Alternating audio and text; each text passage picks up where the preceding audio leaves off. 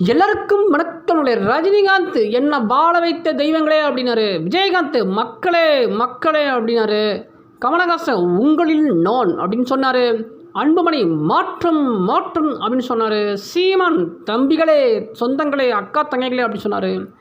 அண்ணாமலை அன்பார்ந்த பெரியவர்களே தாய்மார்களே அப்படின்னு சொன்னார்.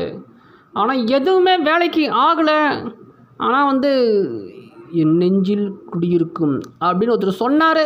தமிழ்நாட்டு மக்களை எல்லாத்தோட நெஞ்சிலையும் இப்போ அவர் குடியிருக்க ஆரம்பிச்சிட்டாரு.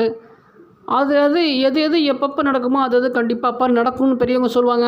அது மாதிரி அதிமுக கட்சி ஆல்ரெடி டேட் பண்ண கட்சின்னு சொன்னார். இனிமேல் கண்டிப்பாக தமிழ்நாட்டில் அதிமுக டேட் பண்ண கட்சியாக மாறிடுச்சு.